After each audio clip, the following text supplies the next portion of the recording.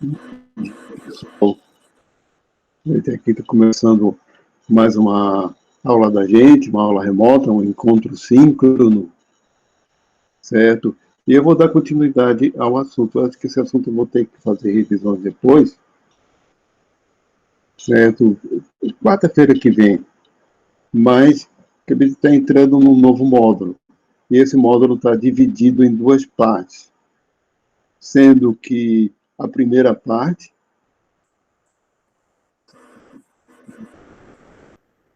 é... Bom, vamos colocar um módulo. O módulo é sobre biologia e cultura de modo geral, e especialmente como é que a biologia se articula com as ciências sociais. Ou seja, como se articula com as ciências sociais, sociologia, antropologia, etc., certo? Sendo que o primeiro módulo, a ênfase, são aquelas abordagens que a gente considera, pode considerar reducionista, mas que são aquelas abordagens que enfatizam a biologia, o papel da biologia para explicar fenômenos humanos, fenômenos sociais humanos. E a outra parte são aquelas abordagens mais conciliatórias, ou mais integrativas, ou a gente pode chamá-las de transdisciplinares. E a gente pode parar aqui no momento da nossa aula aqui, fazer uma discussão melhor entre elas, porque nas apresentações de vídeo eu acabo me limitando muito mais a elas, certo? Do que discutindo, comparando uma com a outra. Porque não dá muito tempo para isso. Então, eu me limito do ponto de vista dela. Então,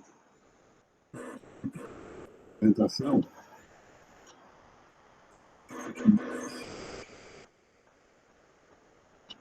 duas apresentações, né?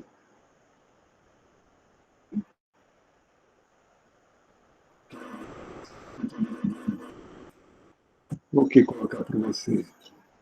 Vou aprender como tela inteira.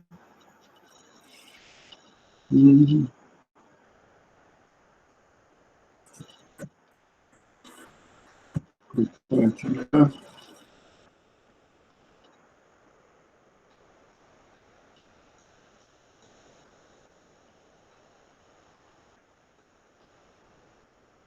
Uhum.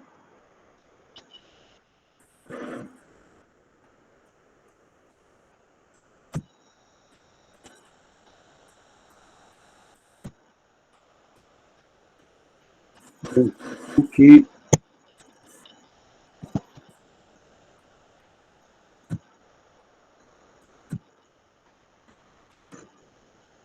resolveu não responder.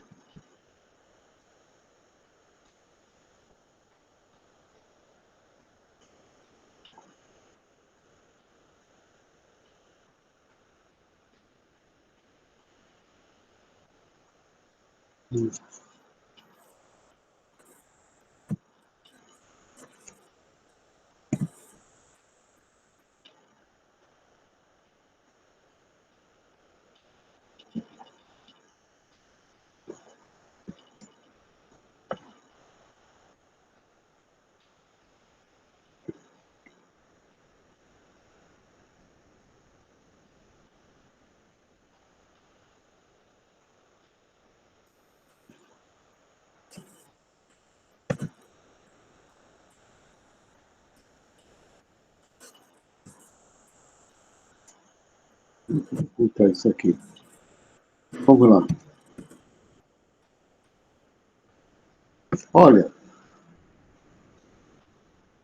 começando, eu resolvi separar as duas coisas, etologia humana e psicologia evolutiva ou evolucionária. Essa diferença de termo, porque tem autores como tem lá no livro um livro de biologia perdão, Filosofia da Biologia, eu não acordei ainda, no livro de Filosofia de Biologia, certo? Tem um capítulo sobre esse tema, também tem, e eles chamam de evolucionária, que é de evolução, sendo de evolucionária que leva em conta a evolução, para diferenciar a psicologia de Piaget, que ele chama de psicologia evolutiva também para algumas correntes, porque fala da evolução, da cognição durante o desenvolvimento da criança para o adulto.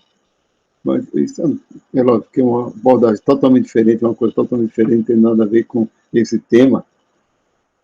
Para não gerar confusão, eles estão chamando de psicologia evolucionária, certo? E é especialmente baseado no capítulo 14 do livro Comportamento Animal, uma abordagem evolutiva de John Alcock, certo? E alguma referência de Desmond Morris. Então, essa primeira parte é sobre Desmond Morris, especialmente.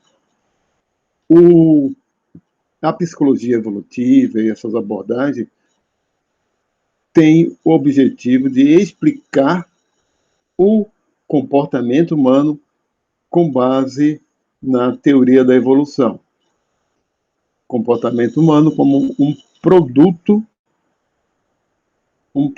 da evolução, certo? E uma abordagem mais de etologia do Desmond Morris, e tem de psicólogos evolutivos, ou evolucionários, que é muito mais com testes em situações controladas, ou seja, são abordagens mais experimentais, de fazer um monte de testes, etc. Certo? Então, um pouquinho mais isso aqui, há muito motivo de controvérsia, certo? Há uma série de há um monte de controvérsia nessa parte, porque é lógico que os antropólogos, muitos psicólogos, sociólogos, etc., o pessoal que vem das ciências sociais, digamos assim, não agradou a todo mundo. Isso começou nos anos 60, 1960, lá pelo final, e não agradou a todos. Mas vamos lá, vamos falar aos poucos, à medida que eu for falando, vai me vendo exemplo, vai me vindo, né, exemplos, etc. Vamos lá. Citando um autor que já foi muito consagrado, né, ele é vivo ainda, em 1928, Desmond Morris, um zoólogo britânico, etologista, pioneiro na aplicação do estudo etológico da espécie humana, foi o diretor do Zoológico de Londres e apresentador de programas de TV. Também ele é um grande divulgador, porque é um escritor para o grande público, e como ele foi apresentador de programa de TV também nos anos 1960, certo? Ele é uma pessoa pública. E só uma coisa que eu descobri recentemente, hoje também para preparar esse material, que eu fui atrás de algumas atualizações sobre ele é pintor também, um pintor surrealista. Então, eu acabei usando imagens de quadros dele no fundo desses slides.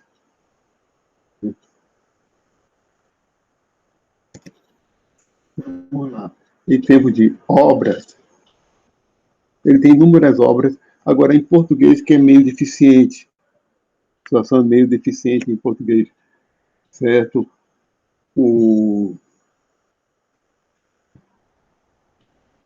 Se eu não me engano, foi o primeiro, que é o símil pelado, literalmente, esse Desmond Morris, The Naked Ape, certo?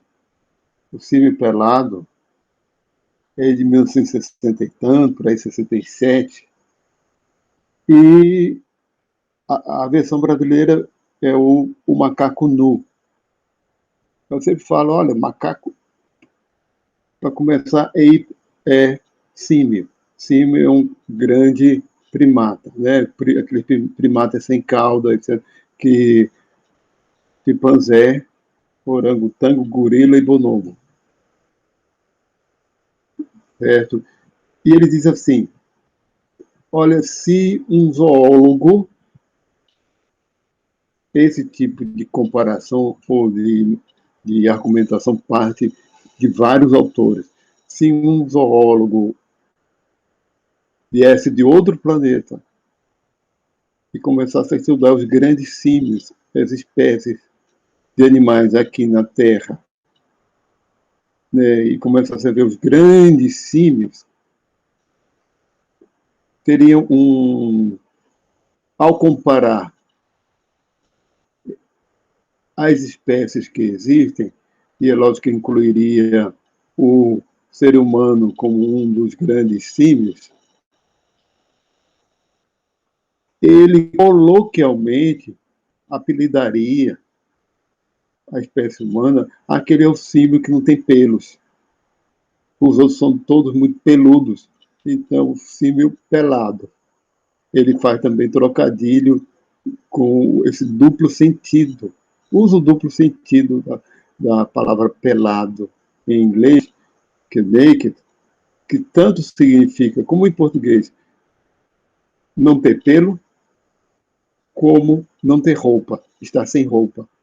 Certo? Nu é só estar sem roupa. Então, colocar o macaco nu, realmente acabaram com o título. A versão brasileira acabou com esse título. Mesma coisa do Rimanzu.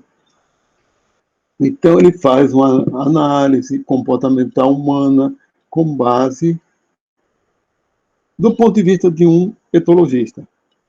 Só do ponto de vista de um etologista, então, e explica muitas questões culturais como resultado de processos adaptativos, biológicos, como o comportamento exibicionista do homem para uma espécie de comportamento pavão, como se fosse comportamento pavão, e outros rituais, como bailes, etc., com rituais pré-acasalamento, digamos assim, e outros comportamentos assim que envolvem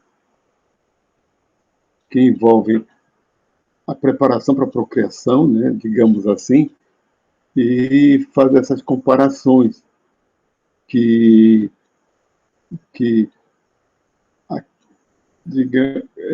que aquela cultura ali é um produto, já é um produto de um comportamento animal, é um comportamento da reprodução, o uso de maquiagem, que não é algo cultural, que é algo que para reforçar atributos para atração sexual. Também comportamento alimentar, comportamento parental de proteção, que vai explicando o ponto de vista de um etologista, pura e simplesmente deixando de lado a complexidade cultural de muita coisa, ou deixando de lado conceitos. No isso, ele tem uma quantidade enorme de títulos de livros. Literalmente é zoológico humano, em português é a fauna humana, em que ele compara a prefácio. Porque o título original em português, o título em português é A Fauna Humana. Quando a gente vê o título original de Riemann Zoo, o zoológico humano, lembre-se que ele foi diretor do Zoológico de Londres, certo? No prefácio, ele diz assim mesmo, que os seres humanos costumam chamar as suas grandes cidades de selvas de concreto. Mas quando comparamos o comportamento dos animais em seus habitats naturais, nas selvas, etc., eles não exibem certos comportamentos patológicos, certos comportamentos estereotipados, patológicos, resultado do estresse, do confinamento, enquanto que esses animais em zoológicos têm. E que o ser humano tem os mesmos comportamentos patológicos de animais trancafiados em zoológicos. Então, o ser humano construiu para si mesmo zoológicos, especialmente zoológicos, né, simbólicos, né, a partir de regras, etc., que nós, como nossa sociedade, são como zoológicos. E assim vai descrevendo certas situações sociais como violência, etc., desse ponto de vista, criminalidade e controle social, vai explicando desse ponto de vista, certo? Você vê em todos os dois casos, patológicas dos fenômenos sociais, de um ponto de vista que não é de um sociólogo de jeito nenhum. Tá? No livro O Contrato Animal, e, olha, esses 3 livros, coloquei logo de cara, porque foram 3 livros que eu li na minha época de estudante de graduação. Li a versão brasileira. Eu peguei capa do original e o Contrato Animal eu não achei do original, coloquei essa mesmo, mas não valia muito. Aí o título é mais condizente com o original. Contrato Animal é a relação do ser humano com os outros animais.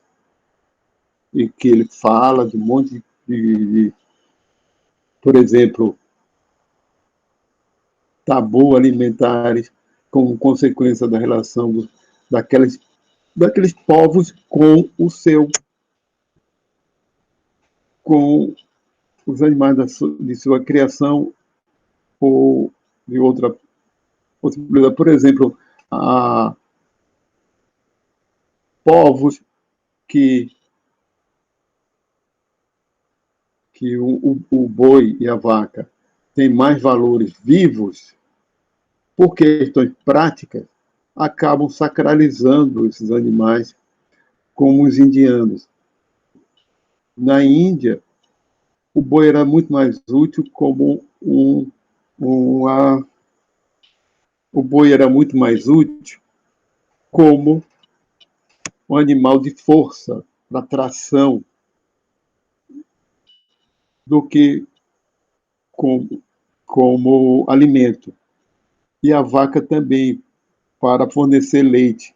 Então, abater gado para eles não era coisa economicamente muito viável, certo? Enquanto que mantê-los vivos era mais vantajoso. Mas com o passar das gerações, do tempo, né, acabou virando uma sacralização religiosa. Outra coisa, o porco, os árabes, os judeus e árabes não comem porcos. Tem um tabu em relação a porco. Aí ele explica o seguinte, que esses povos são originários de povos nômades, e povos nômades não criam porcos porque porcos são animais sedentários, criam carneiros. E quem criava porcos na época eram aquelas cidades, e especialmente o Egito, cidades como dos cananeus e também cidades como dos egípcios, que, que eram inimigos desses povos nômades. Né? Ou seja, porco era comida do inimigo, aí virou tabu. Muita coisa que é herdada dessa época fica atrelada à religião, porque toda regra daqueles tipos de povos tribais eram regras de caráter religioso, certo? Que com os séculos se desenvolve de uma certa forma. Tá? Então vamos lá.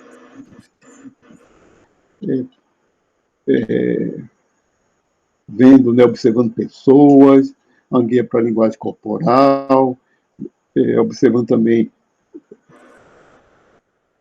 os corpo, também a linguagem corporal, e de gestos,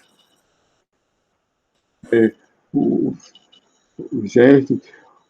Muitos dos livros dele, inclusive ele tem livros sobre observação de gatos, de cães, etc. São livros de um etologista escrevendo para o grande público. O comportamento íntimo, a tribo de futebol, que fala das torcidas organizadas, observando cães, observando gatos, e tem um monte de outros que eu acho que eles nunca foram traduzidos, nunca tiveram uma versão brasileira. Esse livro mesmo que eu falei, eu só vi na minha época de estudante. Richard Dawkins, a gente vê um monte, ainda, um monte de livros deles em português. Mas Desmond Morris no Camagi e Edward Osborne Wilson também eu vejo, ainda vejo. Mas vamos lá.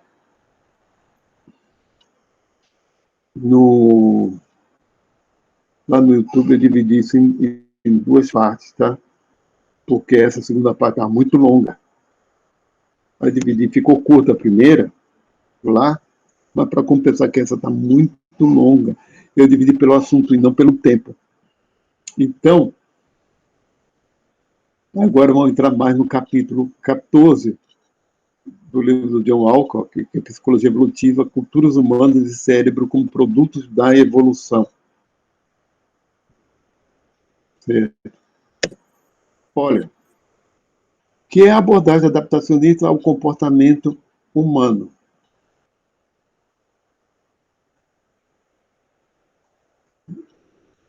Que o primeiro exemplo que ele colocou lá foi doação de sangue.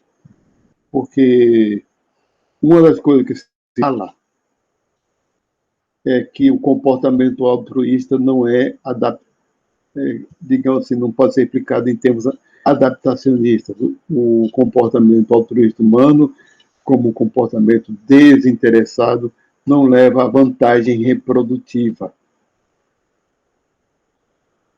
E esses psicólogos evolucionistas começaram a fazer questionários, a testar ou contestar hipóteses que levassem em conta que o comportamento humano é um produto da evolução. Se é um produto da evolução, certas coisas promovem ganho adaptativo, nem que seja indireto.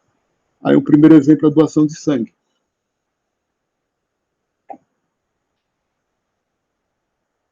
O primeiro exemplo que eles dão lá é sobre a doação de sangue. Então, doação de sangue, eles colocaram três previsões a partir da abordagem humana e fizeram a verificação dessas hipóteses e confirmaram. E a hipótese básica é sobre a reciprocidade indireta, que a doação de sangue é um ato que pode não dar ganhos diretos, mas dá indiretos.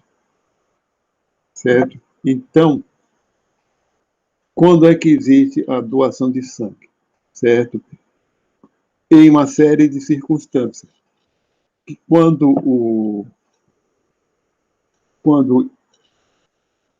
por mais que a pessoa tente evitar dizer que foi doar sangue, etc., mas ela tende a fazer essa autopromoção. Ela tende a fazer essa autopromoção. E isso foi verificado como algo significativo. Que das populações doadoras de sangue há sempre o uso de um botão, de um adesivozinho que com as campanhas de doação de sangue, quando fazem isso e quando estimulam essas campanhas, quando estimulam que o doador não fique tão no anonimato, assim, no final das contas, que de alguma outra forma dão um brindezinho, etc., elas são mais efetivas. Quando dão um bota, um brindezinho para a pessoa colar, seja legal comigo, doe sangue hoje, para colar na camisa. Quando eles dão, a campanha consegue maior número de doadores quando faz esse tipo de, de ação que leva à autopromoção do doador. E, em segundo caso, as pessoas tendem a se envergonhar ou ter outro tipo de comportamento para evitar a recusa, que a recusa é meio embaraçosa, e isso foi verificado. E terceiro ponto, que quando se escolher para quem doar, ou seja, quando um parente próximo está precisando,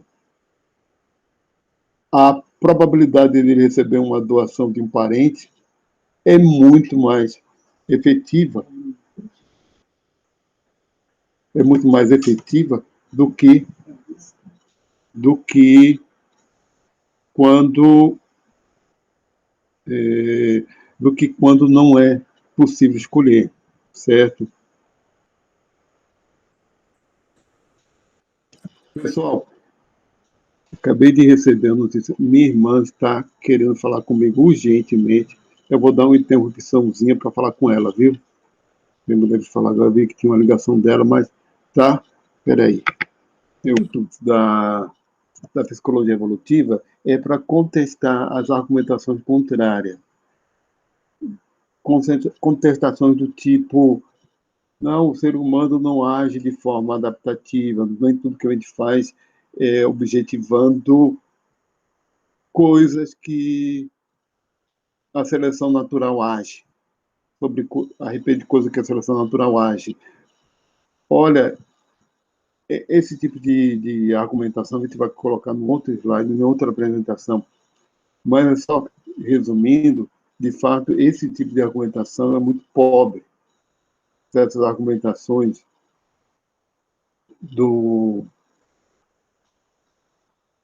na época, pelo menos aqui ele levantou, lógico, são argumentações muito pobres, muito fracas. São argumentações muito fracas. Nem todo ser humano. A comunitória, a psicologia evolutiva, todas essas abordagens, elas querem explicar o comportamento humano como produto da evolução e elas não querem justificar o comportamento humano. Elas não querem justificar o comportamento humano. Então, algumas coisas assim, a gente vai ver. Então, o que ele fala no caso do exemplo do, da doação de sangue faz parte de uma coisa que é, digamos assim, que é um produto da nossa evolução como uma espécie social, que é a construção de reputação, de nós nos sentirmos bem acolhidos por outros da mesma espécie, de sentirmos que os outros da mesma espécie estão nos acolhendo, estão nos respeitando, etc. A respeitabilidade é a construção da reputação social. Então, atos como doação de sangue, ser doador, são muito mais efetivos se permitem que quem doe, que quem faça, tenha ganho de reputação. E ganho de reputação tem vantagem adaptativa, no sentido adaptativa mesmo no sentido original darwinista, porque, digamos assim, em termos de origem da espécie como uma espécie social, os indivíduos com melhor reputação social no seu grupo são melhor vistos, são melhor acolhidos, então, num ambiente tribal, eles têm maior probabilidade de casar, deixar descendentes e de criar bem seus filhos, por conta de que eles têm apoio, eles têm ajuda dos outros. Então, há um ganho adaptativo aí, certo? Em se ter uma boa reputação. E nós herdamos isso, a aplicação deles, né? Então, a questão de preferência adaptativa para o parceiro, uma boa parte do capítulo é sobre isso, que é uma boa parte dos estudos de psicologia evolutiva é sobre isso, justamente as questões de reprodução, né? Então, tem um estudo aqui,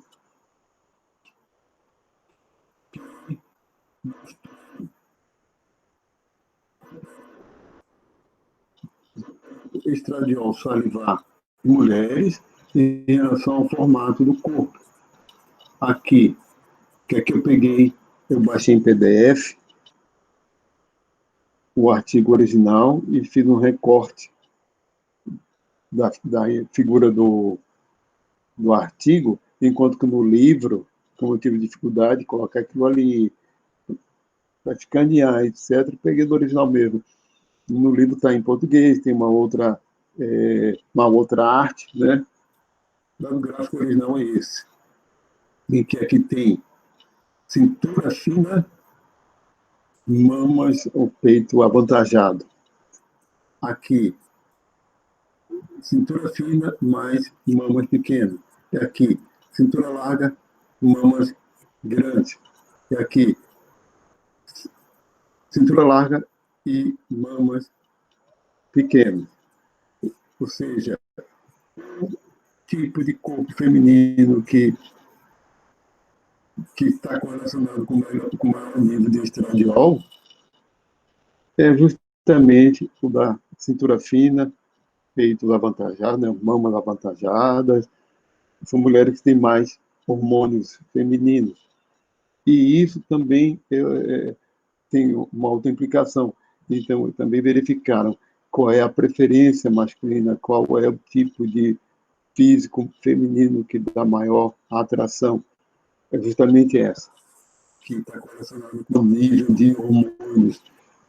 Então, a explicação seria, por evolução, aquelas mulheres que são mais férteis, né, acabaram realmente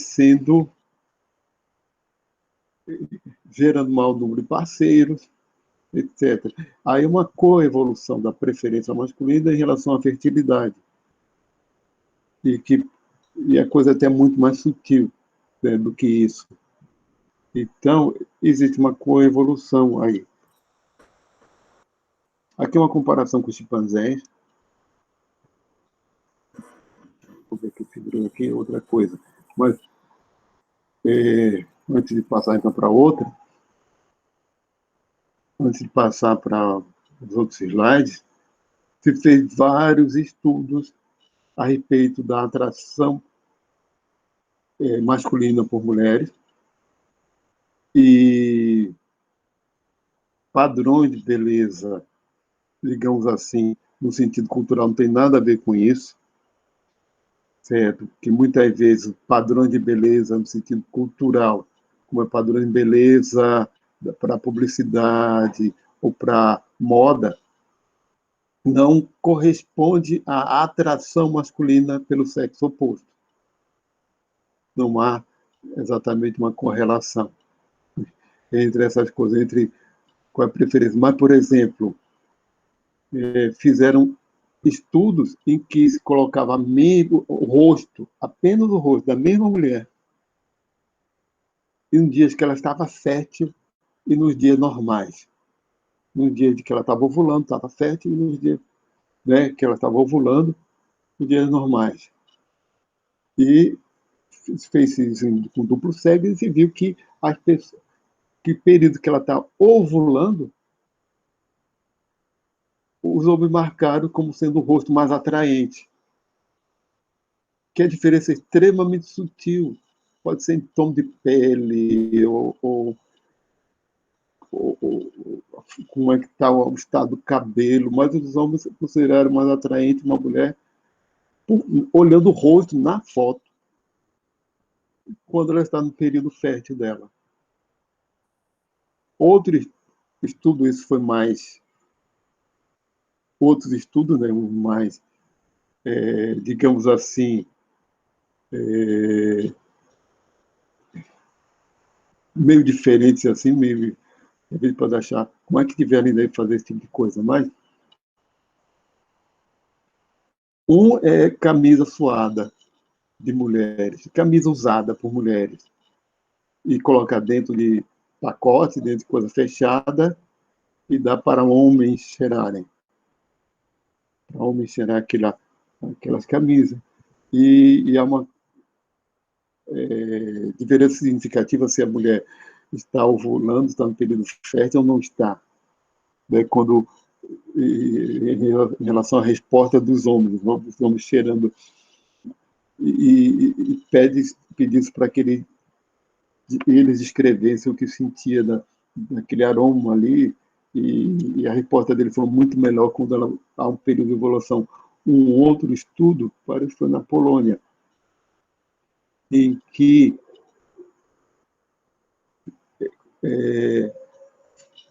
certos bares lá, as mulheres... Tem certos bailes com dançarinas do ventre, em que se dá gorjeta para elas, no palco, esse tipo de coisa, em que se viu a quantidade de gorjeta que elas recebiam e comparavam com se estavam ou não em período fértil. As que estavam em período fértil recebiam o média o dobro das gorjetas dos homens que estavam ali presentes. E é lógico que os homens não estavam sabendo que elas, né? Então, como eles dizem, a evolução digamos assim, a sensibilidade masculina de forma bem refinada, pode ser por questão de feromônios, mas e outras pistas visuais também. Como é que pode uma foto de um rosto identificar? Realmente ali, e num ambiente cheio de gente, fechado, etc., com muitas mulheres junto, e eles inconscientemente identificar que aquela mulher estava fértil ou sentir-se mais atraído com a mulher fértil.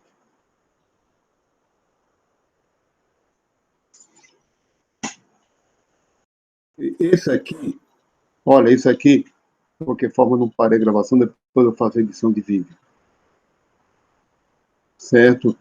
É um estudo que foi feito com chimpanzés, em que se mostrou que aqui são as mães, nesse escuro aqui, são mães já experientes, que já teve um filho pelo menos. Aqui só com um filho. Cópulas, iniciado pela abordagem masculina. Na B, a percentagem, não, perdão, o ranking de, de, de, de número de parceiros,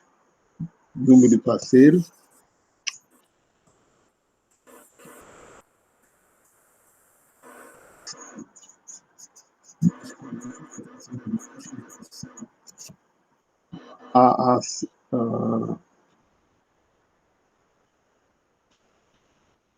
em relação à atração,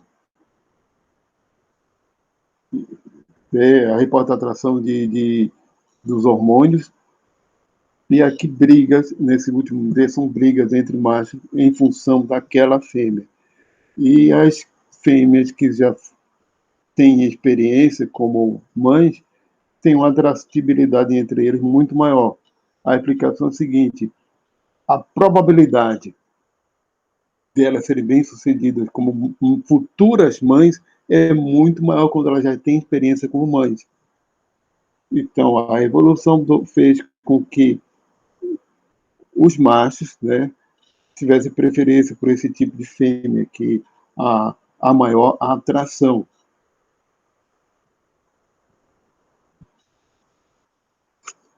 Então, menina adaptativa por parceiro. Agora, do ponto de vista feminino. Que hoje, do ponto de vista feminino, certo? Tem também muito esse tipo de estudos que é comparando fotos. Essa foto A tem um rosto, dessas fotos, perdão, tem rosto digitalmente manipulado, sendo que o A é uma manipulação para realçar traços masculinos e o B para diminuir.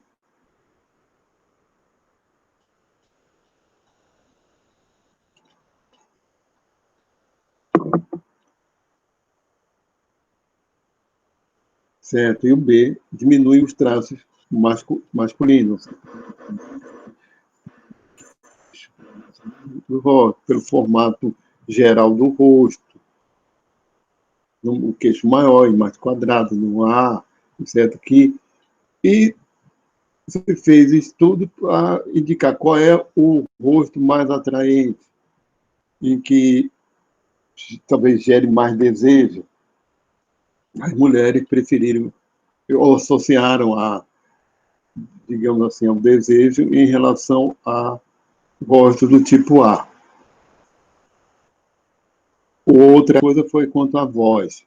Há uma correlação positiva entre estudos que colocaram vozes masculinas diferentes e a atração das mulheres pelas vozes. Quais são as vozes mais atraentes, qual o grau de atratividade que aquela voz tem, e há uma correlação positiva entre o timbre masculino e o nível de testosterona e de androgênios, de modo geral, em relação à voz.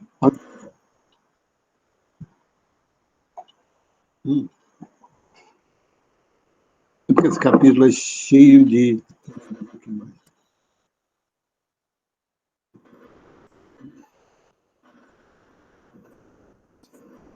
Vamos lá. Essa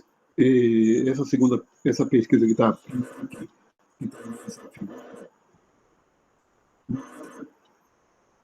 padrões, a manipulação digital.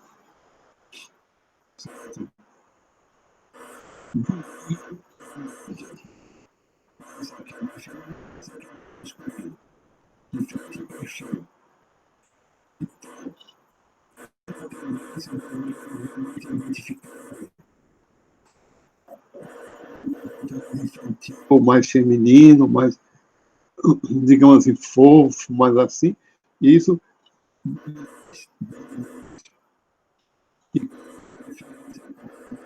realmente tem um parceiro a longo prazo. Ou seja, o tipo de perfil masculino que elas iriam preferir para serem pais. Porque aí temos duas implicações, né? Uma coisa é a atração sexual e a outra é o cuidado parental. As mulheres, falando especificamente das mulheres, né? Elas têm que ponderar duas coisas. Não só se a masculinidade do companheiro, mas o investimento que aquele companheiro vai fazer para cuidar também, para compartilhar a criação dos filhos, por exemplo. Então, a preferência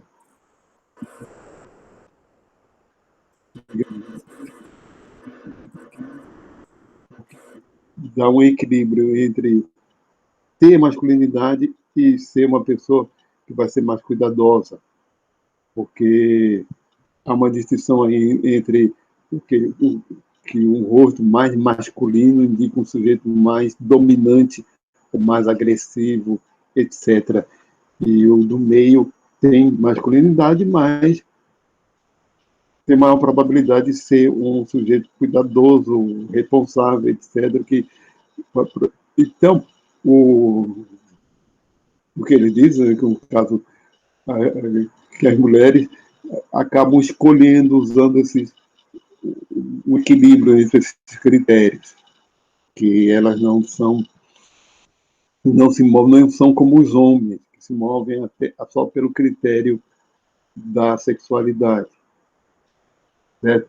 Então, o grande argumento que é as fêmeas, de modo geral, dos mamíferos, de aves também, desculpa, mas de outras espécies, porque realmente as de aves são extremamente seletivas, certo? Que elas, pela evolução, elas se tornaram seletivas, enquanto que os machos não. Porque o potencial reprodutivo das fêmeas é limitado, enquanto que o dos machos não. Certo? Então, vamos lá. Tem umas outras coisas, mas vou falar isso depois. E aqui,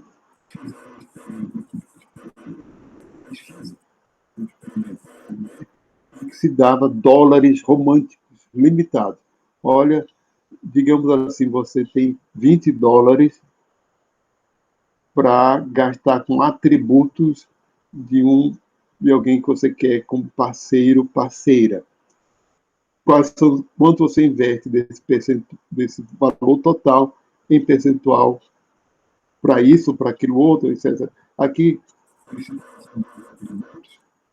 muito mais.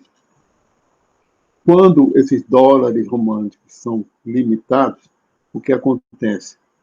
Os homens investem, em média, 21% desse montante na atratividade física, na beleza do companheiro, da companheira, enquanto que as mulheres 10%.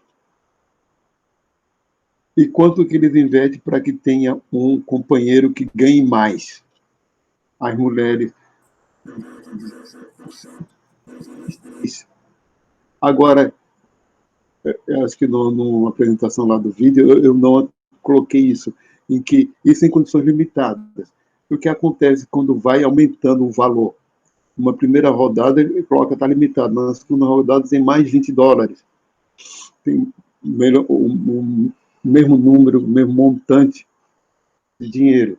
Aí se começa na segunda rodada nem tanto, mas na terceira, que já está aumentando, aí, digamos assim, homens e mulheres acabam convergindo para coisas em comum. Fica mais equilibrada. A coisa fica mais equilibrada, certo? Quando se aumenta a atratividade física. Ou seja, é questão de prioridades, certo? A atratividade física é uma prioridade maior para os homens que para as mulheres, certo? E renda é uma prioridade maior quando há limitação, é maior do que para os homens. Vocês podem dizer, não, deve ter muita coisa de cultural, né, etc, etc. Mas não se está levando em conta isso. Questões culturais, isso aí não se está levando em conta. Já fizeram também estudo com indivíduos de outras culturas, etc., né? E que há muita coisa em comum.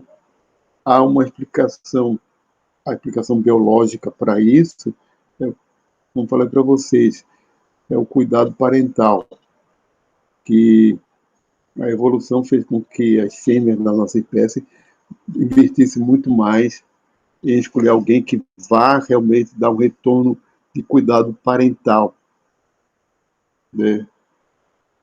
Porque isso é questão de sobrevivência. Masculinos e femininos, certo?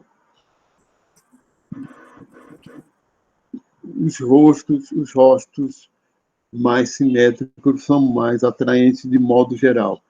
e é uma correlação no estado de saúde geral de um rosto, quanto mais simétrico. Isso é questão de média, tá, pessoal? Isso é só uma questão de média. Certo? O rosto, quanto mais simétrico, mais atraente é. E se vê que um corpo, quanto mais simétrico, tem, em média, mais saúde do que não é. Ou menos probabilidade de ter problema de má formação congênita, por exemplo. Há muitos anos atrás, peraí que eu me distraí agora, sim, vi num documentário, vi num documentário, que no século XIX, um estudioso de criminologia, ele queria traçar o perfil, qual seria o perfil do rosto, que era uma época que ainda se achava que se poderia determinar o caráter do sujeito a partir do rosto. Não, então, qual seria o rosto típico de um criminoso? Então, ele foi pegando rostos de criminosos e foi ajustando a média. Foi colocando a média do rosto de criminosos, né? E observou o seguinte: à medida que ele ia chegando numa média do rosto, ao invés de ele ter um rosto que ele queria do perfil do criminoso, ele foi obtendo rostos cada vez mais bonitos. Né? E que a questão da beleza é uma questão digamos assim, da média dos rostos humanos. Você vê que a testa não é tão estreita nem tão alta, o nariz não é tão grande nem tão pequeno, não é tão afilado nem tão grosso, nem chato nem arrebitado, os lábios não são tão grossos nem tão finos, ou a boca tão grande ou tão pequena. Né? Ou seja, a média de proporções vai chegando ao padrão da beleza, digamos assim. Né? Quando o rosto todo equilibrado em termos de proporções, é um rosto mais bonito. Mesma coisa do corpo.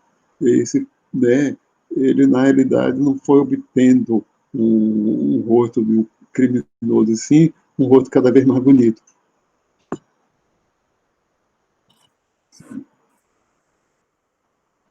Outro tipo de pesquisa. Peraí, eu vou.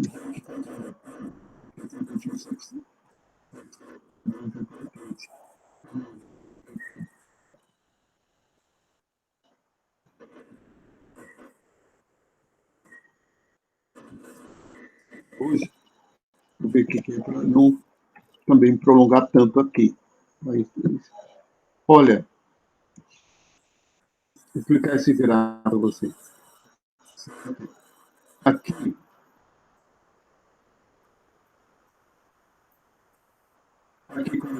como os autores colocaram aqui, é do mesmo jeito que eu peguei da referência original, do autor do capítulo. A,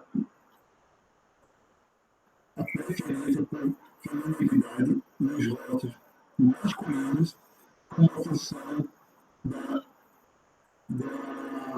avaliação de atratividade das mulheres, certo? A preferência foi medida como uma média das percentagens de masculinidade ou feminilidade escolhida de um contínuo de 5 faces diferentes, né? Olha o que eles fizeram aqui. Vamos primeiro assim, que é a figura 3 do, do artigo. Eles pegaram mulheres em que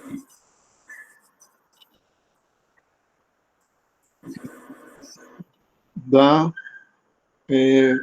autoavaliação delas.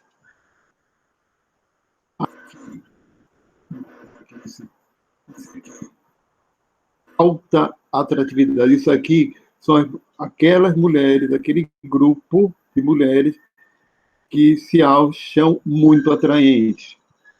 Aqui é mulheres que se acharam pouco atraentes. E aqui a média, certo?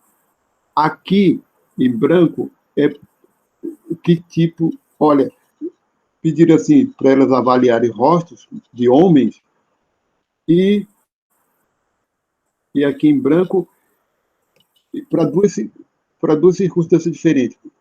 Pediram para elas avaliarem rostos, certo? De homens para duas situações. Para relacionamentos a longo prazo ou a curto prazo. Se branco é a curto prazo e o escuro é a longo prazo.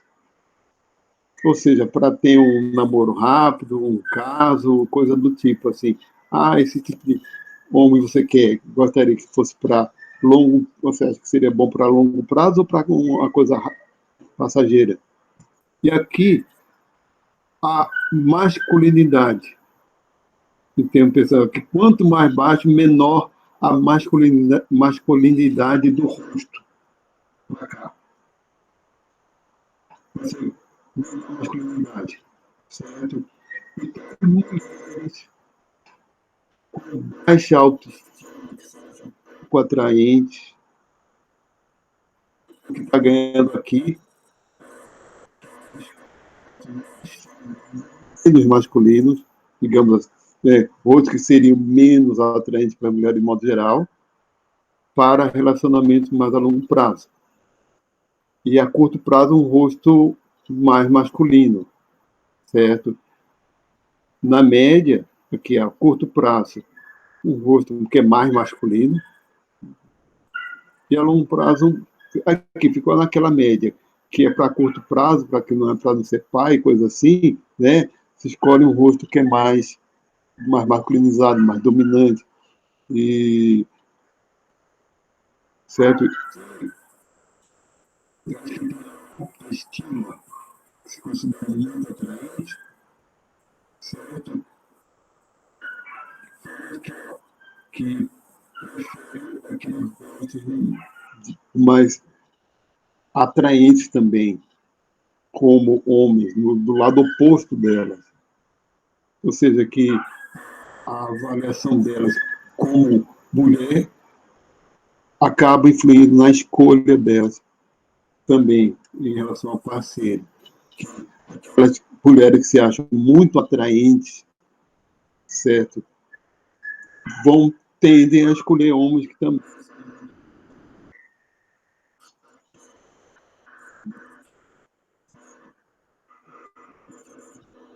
simetria agora, né, tanto de homens quanto de mulheres, certo? Aqui é tanto homens como mulheres, certo? Porque esse tudo foi realizado com pessoas autodeclaradas heterossexuais, para não haver nenhuma confusão, nenhum problema com um critério. Pessoas avaliadas como heterossexuais, e, cadê?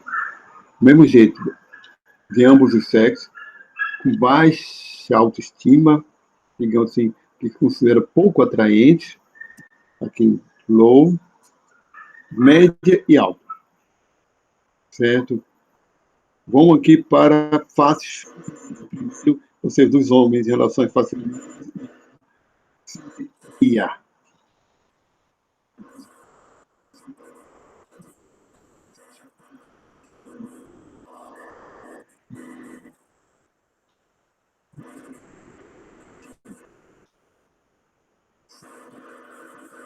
Tinha pouco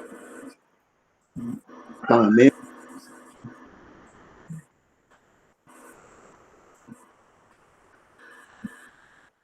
não muda.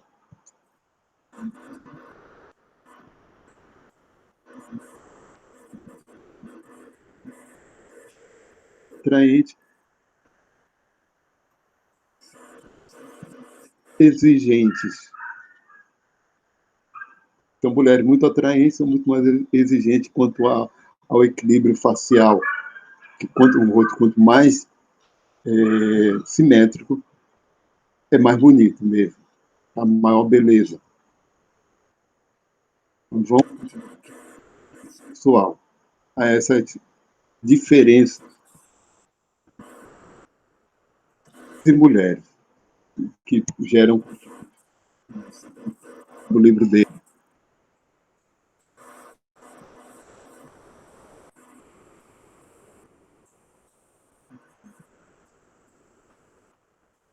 Com eu.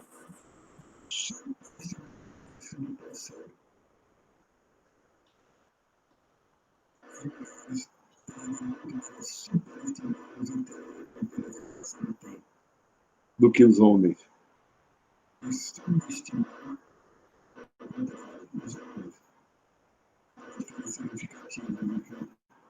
Entende muito mais a substituição.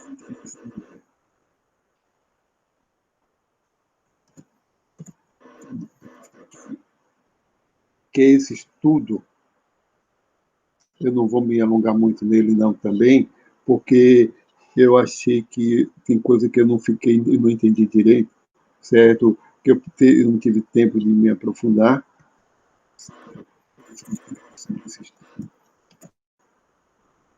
Porque eu acho que tem outros componentes que eu queria ver se os autores levaram em conta, certo?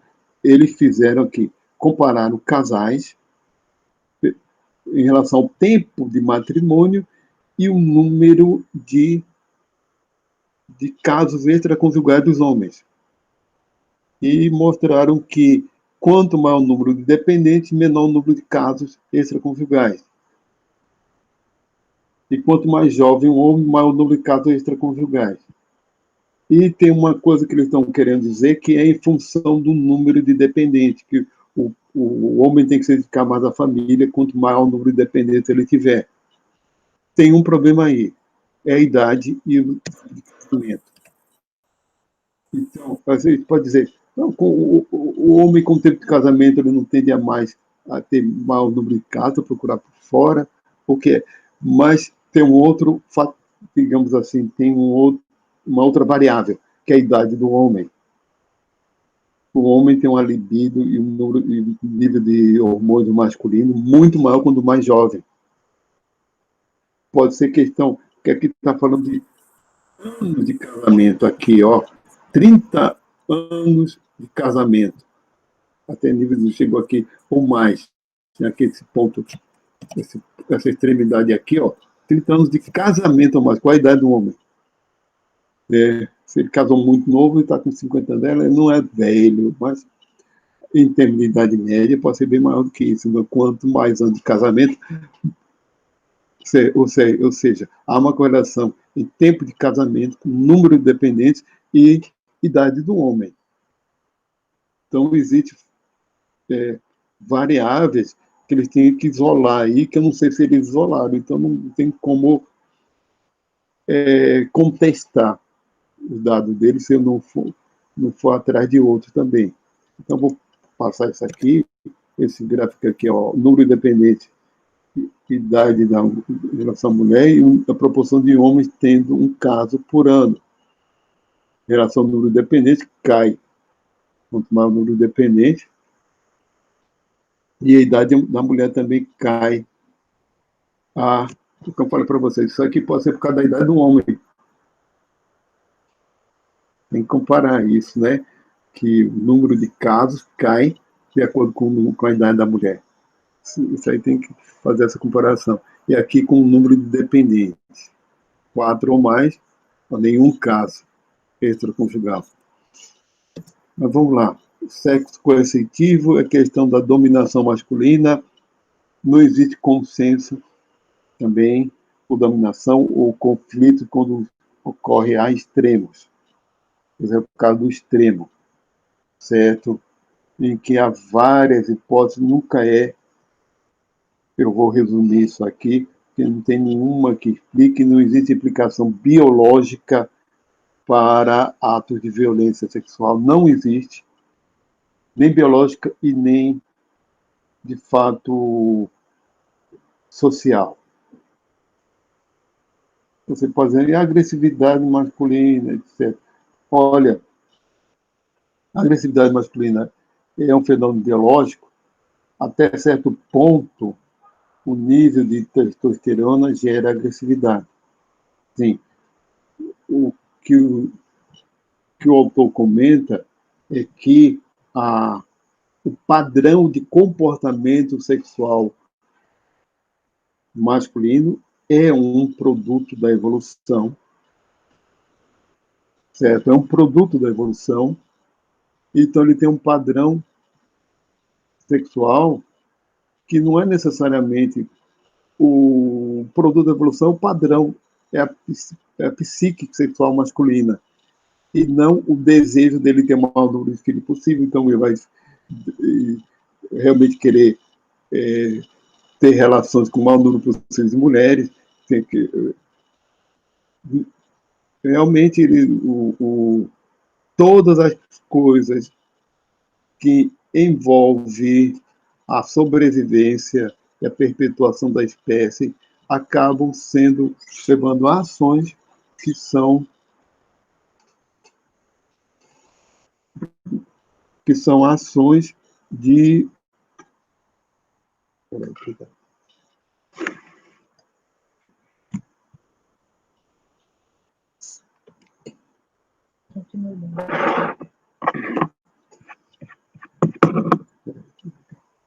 Um cafezinho aqui.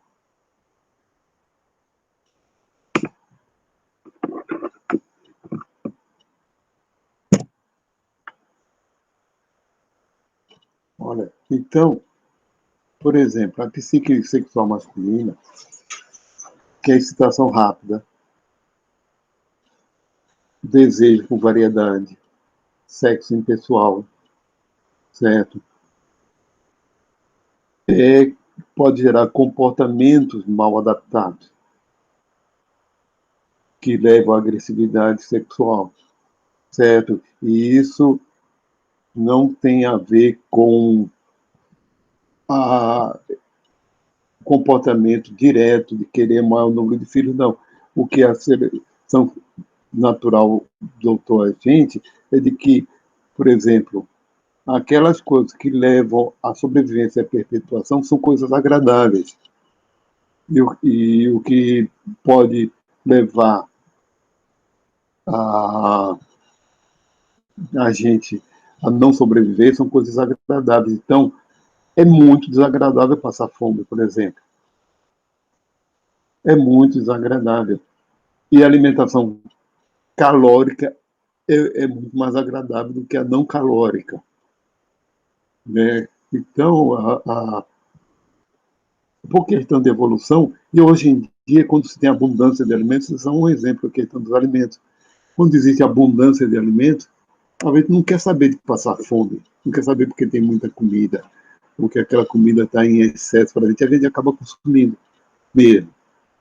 A gente acaba, porque é gostoso, porque comer é gostoso, porque aquela comida calórica é gostosa, certo? E isso é um produto da evolução que foi útil para a sobrevivência, mas com situação de abundância, por exemplo, não é mais necessário. Ele não precisaria estar achando gostoso coisas ricas em gordura e carboidratos para poder sobreviver, certo?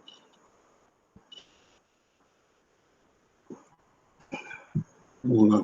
Água e café é a coisa que tem que fazer. Então, vamos lá. Isso aí é o gráfico do estudo português, tá? Cuidado da mulher quando foi o primeiro episódio de cada ato de violência por tipo de violência, em 348, Inquérito Nacional da Violência de Gênero, né? Aí denuncia lá o que é português por causa desse gênero com acento agudo. A violência psicológica, física, violência sexual, pornografia, aborto, gravidez forçada, sexual e assédio. Então,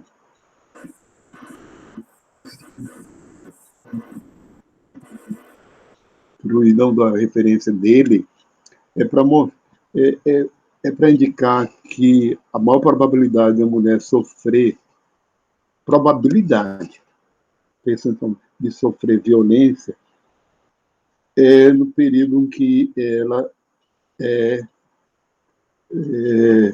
está mais jovem e com aquele período de anos de vida que ela justamente que ela é mais atraente para os homens por ser mais fértil, por ser mais tem uma maior probabilidade de ter filho. Não é isso, a violência em si acaba sendo um problema mal adaptado, certo? E é, quem é, em geral, tipo de violência é gente conhecida, o próprio marido, companheiro ali, certo? Mas vamos lá. Cuidado parental adaptado, certo? Nesse gráfico, mostra a proporção de morte entre mulheres e homens, e mulheres ganham muito mais percentual de idade, certo? E a proporção de mortes ao ter filhos. E é lógico que as mulheres têm um custo muito mais alto. E por isso que elas são muito mais cuidadosas ao escolher o homem em função de como é que ele pode ajudar, certo? A criação dos filhos, certo? Agora, a referência dele também, esse Lysett e Dunbar, tá? Então, questão de taxa de probabilidade de aborto, percentual de abortos, certo? Solteiras, aqui idade, essa aqui são grávidas solteiras, e aqui casadas, muito maior, quanto mais jovem, e entre solteiras que casadas. E o número de abortos em função da probabilidade de casamento futuro. Tendo probabilidade de casamento futuro, a probabilidade para uma solteira abortar é muito maior do que a que não tem essa probabilidade. Algumas discussões,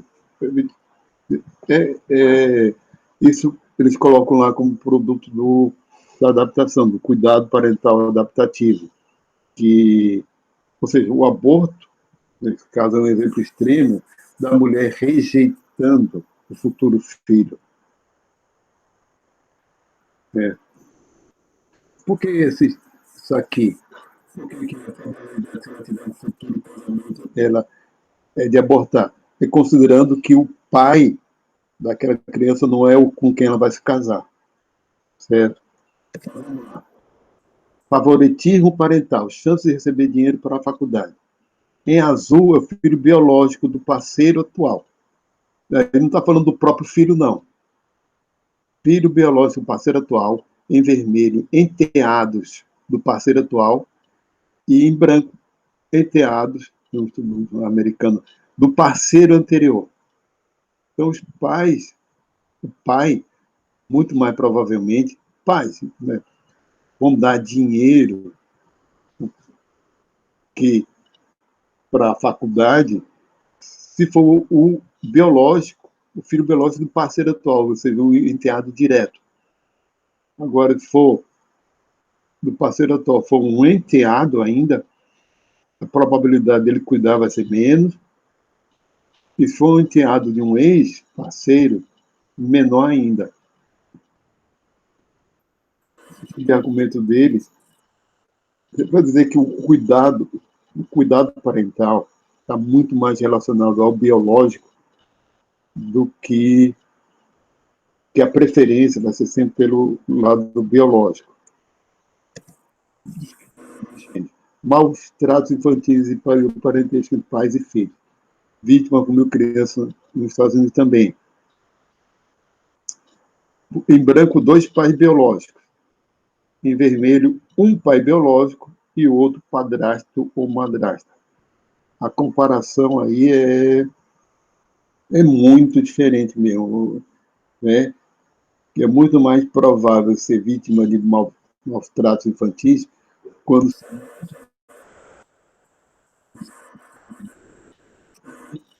tem um padrasto ou madrasta,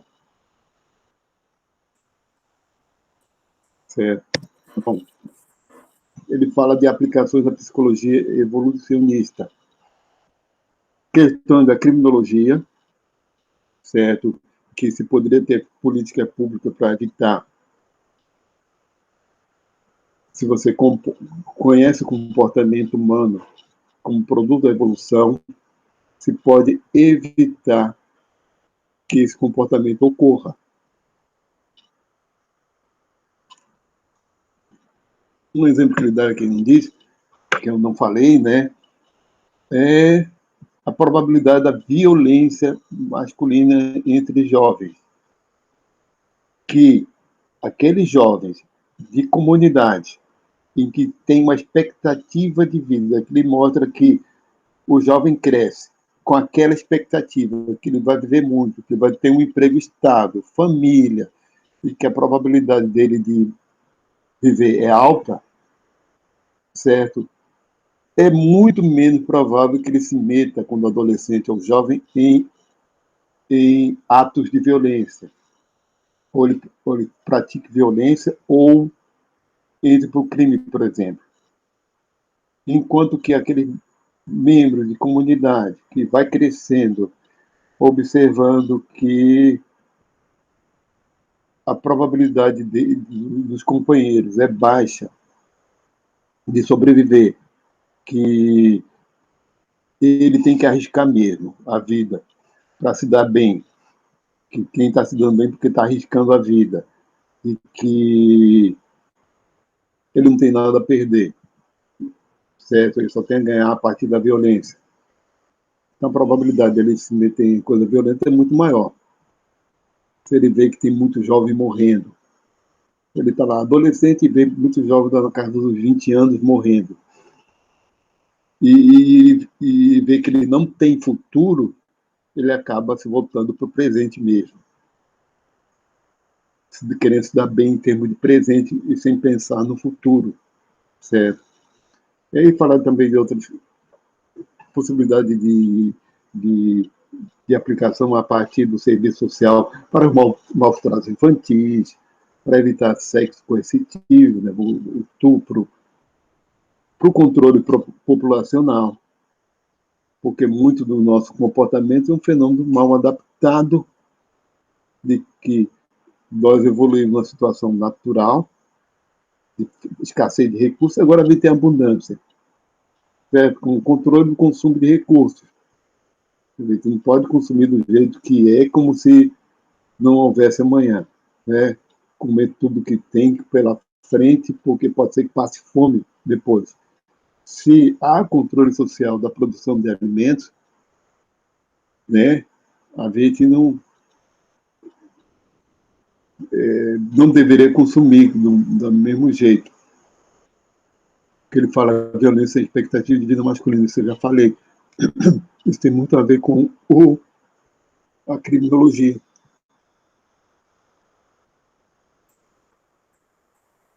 Olha, tá? Aqui, uma boa parte desses artigos,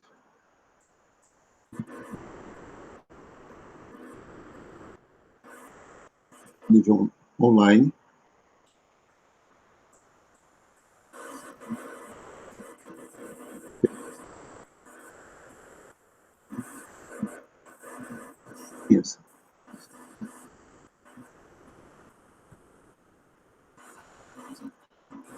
contra mulheres, propósito e contexto da vitimização.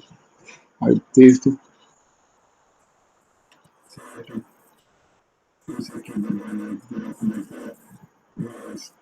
Então, lá de está essas apresentações, eu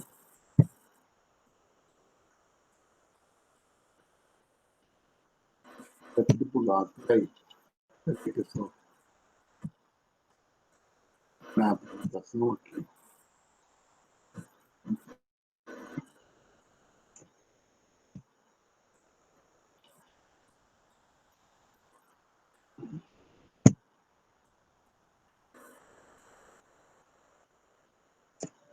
Tá, peraí que tá. ver se parou. Tá? Já parou. Hoje em dia tá fogo. Olha, pessoal,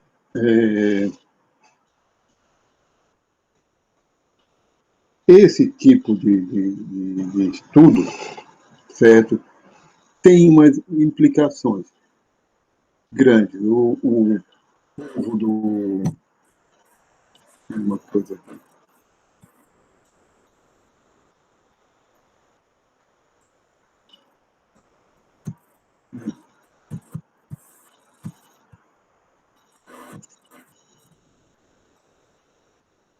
Esse tipo de estudo de abordagem, é lógico que a gente não pode negar que somos produto da evolução. A gente não pode negar que muito do comportamento é produto da evolução, certo? E que se pode fazer um bocado de coisa com isso. A gente realmente não pode fechar os olhos. Mas a gente está falando agora do ponto de vista biológico e justamente nosso comportamento alimentar, cuidado parental.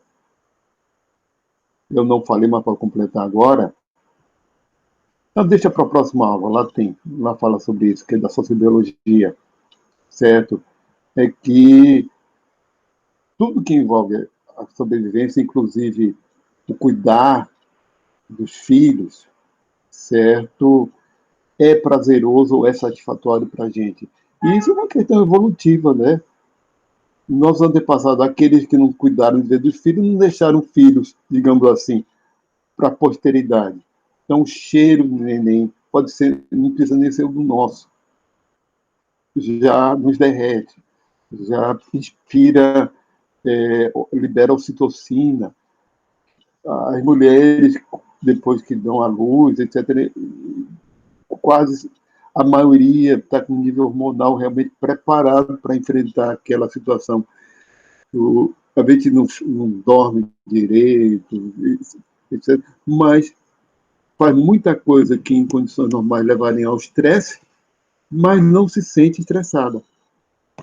A gente não se sente estressada ao cuidar de um neném, ao não dormir direito por conta disso. Se fosse um trabalho normal, a gente estaria estressado, estaria com nível dos hormônios de estresse como... Estaria com nível de, por exemplo, de hormônios do estresse lá no... Né, todos aqueles que estão envolvidos no estresse. Enquanto que ao cuidar do neném isso não acontece. Né? A gente sente satisfação. Então, né, e várias coisas, realmente aquilo mais ligado à sobrevivência biológica, que é a alimentação, a atração sexual, o cuidado, o ato de se reproduzir, o cuidado da prole, né, é algo que gera satisfação para o nosso cérebro. E isso não tem a ver com cultura de modo geral. Isso é comum a todas as culturas, porque é biológico. Mas nós temos cultura? Tem. Até que ponto influencia a nossa cultura? Esses atos, é lógico que vai influenciar. Existem preferências. Mas isso é assunto para outras aulas, né? Que agora a gente está fazendo uma abordagem mais biológica mesmo do comportamento humano. Deixa para outras aulas questões que são muito mais culturais e como é que a biologia influencia na cultura e a cultura influencia na biologia, certo? Porque a cultura, de que horas tem? Só para concluir, uma coisa que acho que tem que ficar bem claro, certo? E que vai ser dado numa aula que vem, que em geral os antropólogos fazem uma confusão.